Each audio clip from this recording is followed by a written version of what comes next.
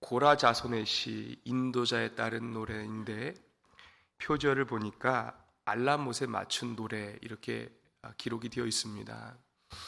알람못에 맞췄다, 이것은 젊은 여자들의 합창 혹은 고음의 노래라는 의미가 있는데, 이것은 이 찬송시가 단순히 어떤 단조의 노래가 아니라 장조의 노래, 그러니까 참 밝은 힘찬 찬송이라는 사실을 표제어가 알려주고 있습니다.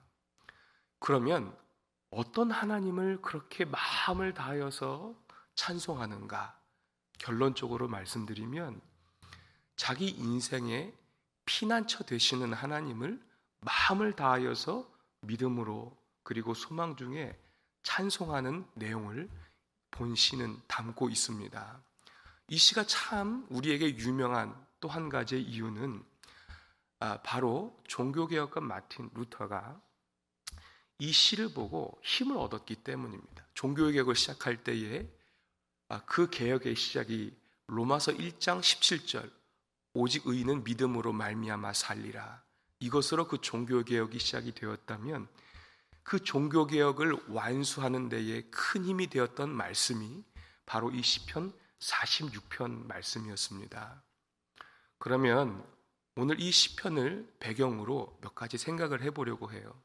첫 번째, 하나님이 피난처가 되신다는 말은 과연 무슨 뜻이냐, 이것입니다. 성경에서 피난처에 대해서 표현할 때가 있는데 그것은 종종 어떤 사람들이 범접할 수 없는, 접근할 수 없는 높은 산, 이런 장소적인 의미로 많이 표현이 되죠. 이것을 무엇과 연결한다고요? 하나님과 연결을 늘 시키고 있습니다. 그러면 그러한 하나님이 왜 우리의 피난처가 되시느냐? 1절을 보니까 하나님은 우리의 힘이 되시고 우리의 도움이 되신다. 힘과 도움이 되신다. 이것이 이 시인이 하나님을 피난처로 고백하는 이유가 됩니다. 그러면 왜 힘과 도움이라는 표현이 나왔느냐? 이 시편의 배경이 이렇습니다. 이 아수르 왕 사네립이 남유다를 침공하지 않습니까? 그럴 때에 처음에 히스기야 왕은 애굽을 의지하고 또 조공을 바치면서 그 모든 사건을 무마하려고 했지만 그것이 잘못된 길임을 바로 깨닫고 옷을 찢고 하나님 앞으로 올라가지 않았습니까? 위협적인 서신을 받고도 그 서신을 하나님 앞에 펴놓고 기도하기 시작을 한 것입니다. 그때 하나님께서 어떻게 일하셨습니까? 하나님이 천사를 보내요. 그죠? 당신의 종들을 보내어서 아수르 대군 18만 5천 명을 그날 밤에 다 송장으로 만들어 버리셨죠. 그래서 열왕기하 19장 35절을 보면 남유다에서 아수르 진영으로 가서 보니까 다 그 아수르 군대가 죽어 있는 것을 눈으로 보는 것입니다. 자기 힘으로 한 것이 아니죠. 자기 지혜로 낸 것도 아닙니다. 자기의 전략과 전술로 그 전쟁을 이긴 것이 아닙니다. 하나님이 하신 것입니다. 한번 가만히 생각을 해보세요. 지금 강대국인 아수르가 쳐들어와요. 나라가 망하게 생겼습니다. 망하는 정도가 아니라 능욕을 당하게 생겼고 죽임을 당하게 생겼어요. 얼마나 비참한 상황이 눈앞에 직면해 있습니까? 그런데 하나님 앞에 기도했더니 말도 안 되는 방법으로 우리에게 구원을 베푸셨다. 그러니까 이것이 얼마나 우리에게 큰 감격이 되겠습니까? 우리 인생 가운데 이것과 비할 바가 안 되는, 그죠? 어떠한 큰 일도 해결이 되면 그렇게 하나님 앞에 감사하고 찬송의 고백이 나오는데 나라가 구원을 받았어요. 그죠? 그 민족이 구원을 받았습니다. 그러니까 얼마나 감격 속에 하나님은 나의 힘과 도움이십니다. 하나님이 나의 진정한 피난처가 되십니다. 이게 그냥 입버릇처럼 나오는 것이 아닙니다. 그가 하나님을 어떻게 경험했느냐, 그 실제적인 하나님과의 만남 속에서 고백되어지는 이 찬송이라는 사실을 생각해 볼 수 있는 것이죠. 그러면 두 번째 생각해 볼 것은 하나님을 실제적으로 경험할 때 우리에게 비로소 찬송이 터져 나올 수 있다는 사실을 생각해 보는 것이죠. 하나님을 경험하지 않고 부르면 그것은 때로는 우리 개인의 노래가 되고 때로는 그 가사에 그냥 심취한 하나의 열창이 될 수 있습니다. 세상의 가요도 그렇습니다. 그러나 찬송은 그렇지 않죠. 내가 경험한 하나님이 계실 때, 그죠? 그 하나님에 대한 감격이 있을 때 마음을 다한 찬송이 우러나오는 것입니다. 오늘 본문은 그 하나님을 어떻게 표현하느냐, 그 하나님이 왜 내게 피난처가 되시느냐, 이것을 세 주제로 말씀하고 있습니다. 먼저 1절에서 3절을 보시면 천지가 격변하는 가운데 피난처가 되시는 하나님을 고백하고 있어요. 2절, 3절 성경책으로 한번 보실까요? 땅이 변하든지 산이 흔들려 바다 가운데 빠지든지 바닷물이 솟아나고 뛰놀든지 그것이 넘침으로 산이 흔들릴지라도. 이게 무슨 이미지냐면요, 세상에 큰 지진이 일어나서 막 진동을 하고 그 산이 그 깊은 바다 가운데 빠지는 이미지예요. 또 하나는 바닷물이 솟구쳐 올라요.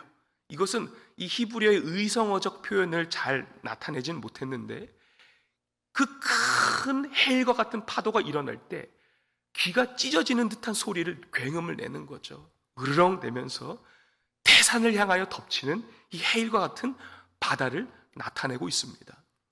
그러니까 이 아수르가 남유다를 침공하는 그 상황이 무엇과 같아요? 인간의 힘으로는 도저히 막을 수 없는 자연재해와 같다는 것입니다.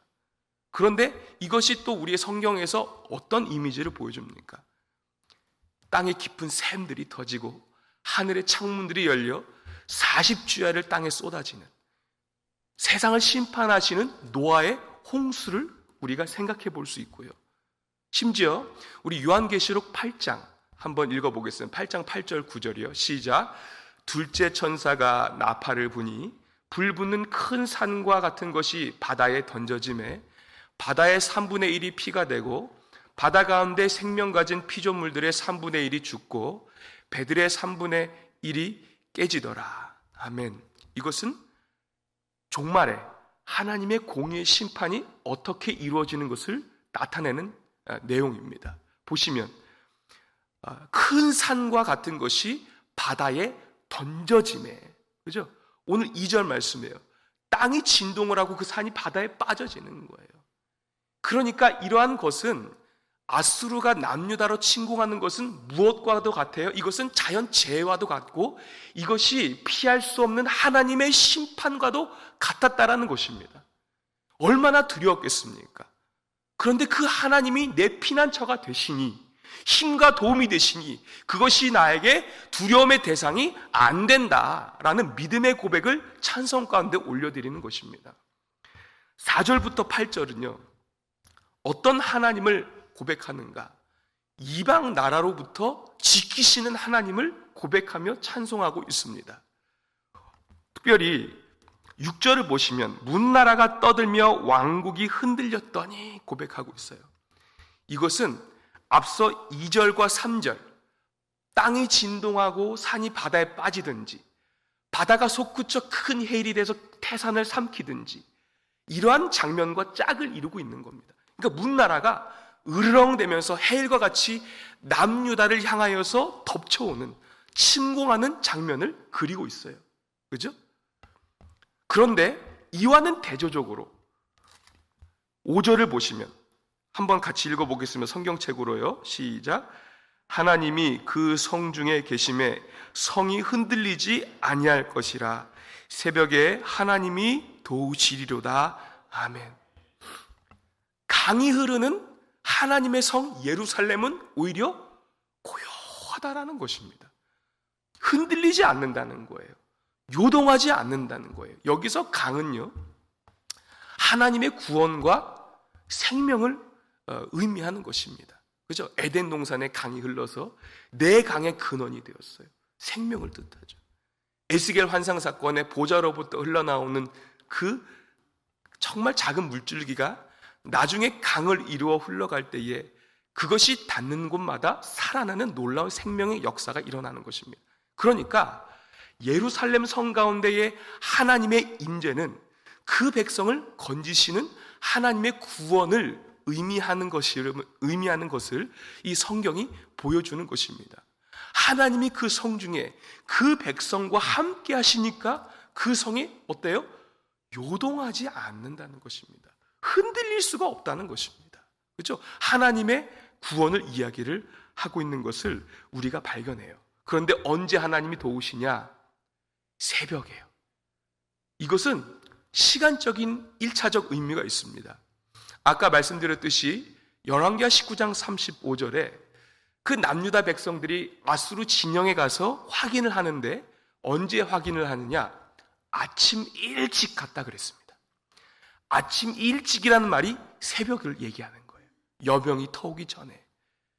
그 진영을 가서 한번 어떻게 되었나? 가만히 봤더니 이미 그 전날 밤에 하나님의 천사가 하나님의 명령을 받들어서 그 아수르 군대 18만 5천 명을 다 진멸했다. 이것을 눈으로 보는 것입니다. 그러니까 나와 함께 하시는 하나님의 전쟁을 통한 이기심, 그 승리를 경험한 이 백성들이 이러한 찬송이 나오지 않을래야 않을 수가 없는 것이죠. 그런데 구약의 전쟁은 오늘날 우리에게 무엇과 연결이 됩니까? 우리의 싸움은 혈과 육의 싸움이 아니죠. 그죠? 영적인 전쟁을 얘기하는 것입니다. 어둠의 권세들과 싸우는 것을 얘기하는 것입니다. 그 싸움에 직면할 때 우리가 얼마나 눌림이 있고 두렵고 때로는 우리 힘으로 감당할 수 없는 일들이 정말 많이 있습니다. 우리 마음 가운데 얼마나 많은 전쟁이 일어납니까?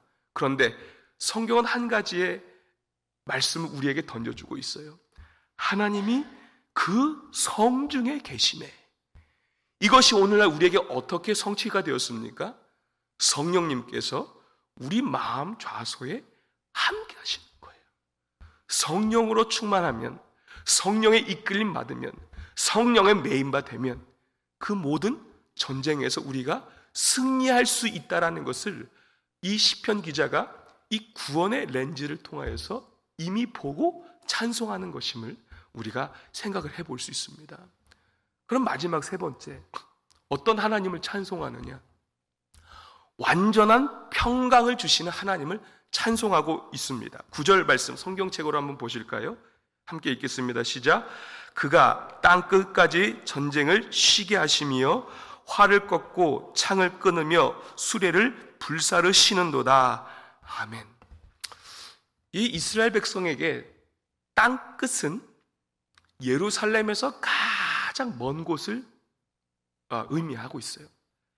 그러니까 땅 끝이라는 것은 온 땅을 이야기를 하는 것인데 그 온 땅에 무엇을 쉬게 하신다고요? 전쟁을 쉬게 하신다. 쉬게 하신다라는 것은 창세기 2장 2절에 하나님이 안식하셨다. 샤바트라는 이 히브리 단어를 쓰고 있는데 이것은 어떤 일시적인 쉼이 아니라 완전하고 지속적이고 영원한 안식을 말씀하는 것입니다. 그러면 가만히 생각을 해보세요. 하나님이 이스라엘 백성에게, 남유다에게 아수르의 손에서 건짐으로 안식을 주셨죠. 그런데 하나님이 주실 안식은 지금 시인이 저 먼 곳을 바라보는 것인데 이 일시적인 안식이 아니라는 것입니다. 하나님이 궁극적으로 당신의 백성에게 승리를 주심으로 완전한 안식을, 영원한 안식을 주시는 것을 보고 찬송을 하고 있는 것입니다. 이 안식이 언제 성취가 됩니까? 우리 주 예수 그리스도 다시 오시는 그날, 심판주로 이 땅에 오시는 그날, 믿는 백성들에게는 안식이요, 평강이요, 기쁨이요, 구원의 노래의 제목이 되지만 믿지 않는 자들에게는 그것이 심판이요, 두려운 날이 되는 것입니다.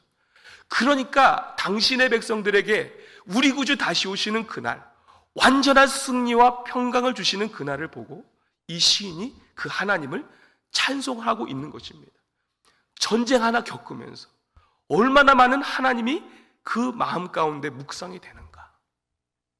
그러면 세 번째, 우리의 궁극적인 피난처는 누구신가 이겁니다. 민수기 35장을 보면 도피성 규례가 나옵니다.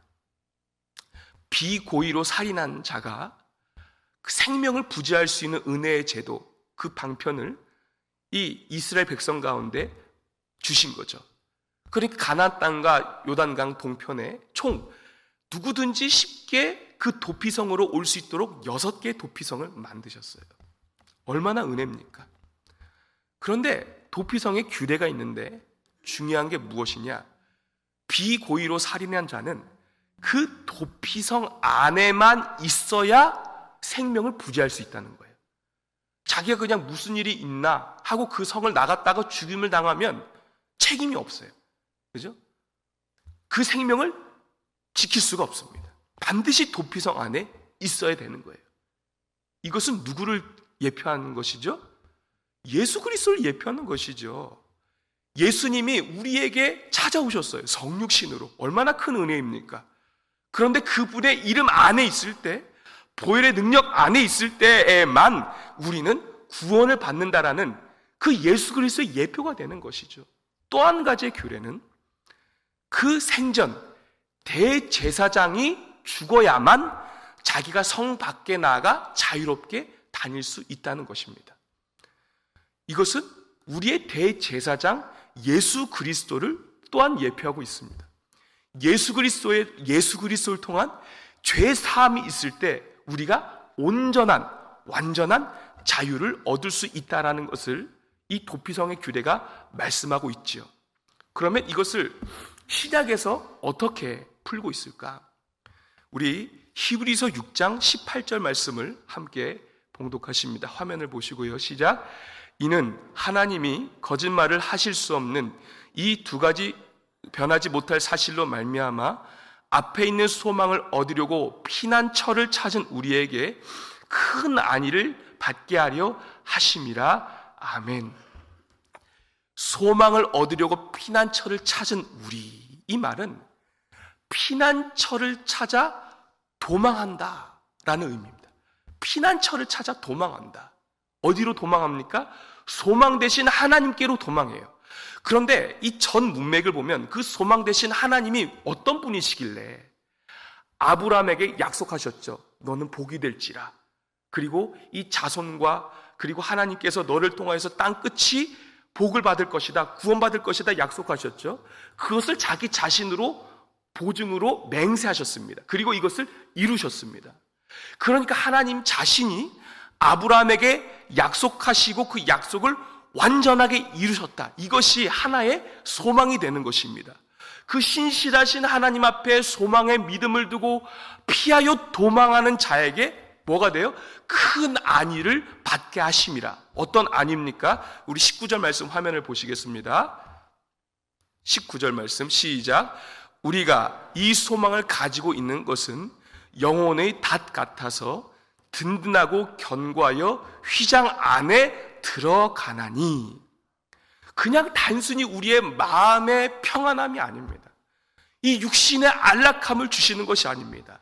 소망 되신 하나님을 붙들 때에, 신실하신 하나님을 붙들 때에, 시건치 아니하신 하나님의 약속을 우리가 붙들 때에 그것이 우리의 영혼의 닷 같아서, 결코 우리를 흔들 수 없는 영혼의 닷 같아서 우리를 예수 그리스도가 먼저 길을 내어주신, 지성소로 갈 수 있는 새롭고 산 길을 내어주신 그 휘장 안으로 우리 또한 들어가게 하신다. 구원을 이루신다는 말씀을 히브리서가 말씀하고 있는 것입니다. 완전한 피난처 되신 하나님께서 영원한 안식과 승리를 그 이름을 믿는 자에게 주시겠다고 약속을 하는 것입니다. 말씀을 정리하겠습니다.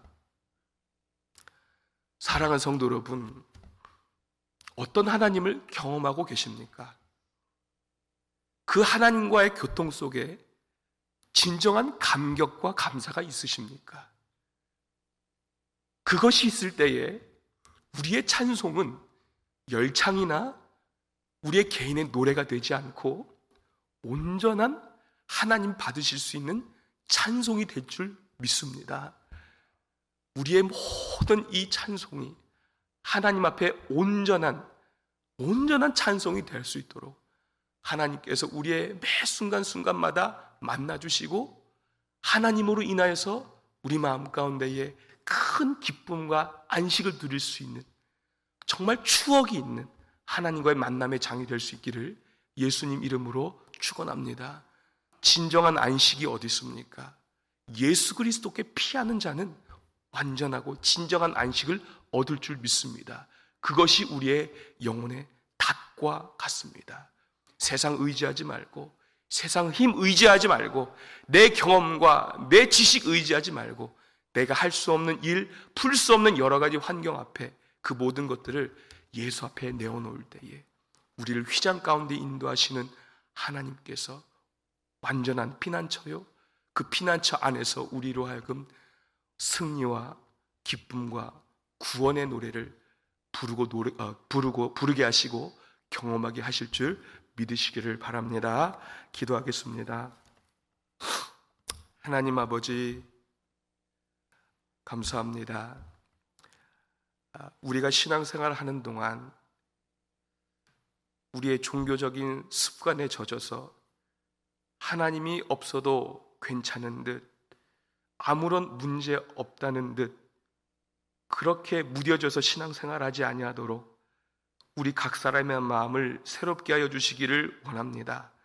매 순간순간마다 하나님이 경험되어지는 삶의 자리를 허락하여 주시고 우리를 환난 날에서 건지시는 하나님으로 찬송하며 감사하며 구원의 감격으로 하나님 앞에 마음을 온전히 드릴 수 있는 우리들의 한날 되도록 하나님께서 우리를 세밀하게 인도하여 주시기를 원합니다. 우리의 영혼의 닷, 그 예수 그리스도를 우리에게 약속하시고 보증으로 성취하시는 신실하신 하나님을 오늘도 믿는 믿음으로 우리 가운데 해일과 같이 덮쳐오는 모든 영적인 전투 앞에서 승리할 수 있도록 도와주시고 하나님 안에서 온전하게 안식할 수 있는 한날 되도록 역사하여 주시옵소서. 새벽에 도우시는 하나님을 만나기를 간절히 소망하오며 예수님의 이름으로 축복하며 기도하옵나이다. 아멘.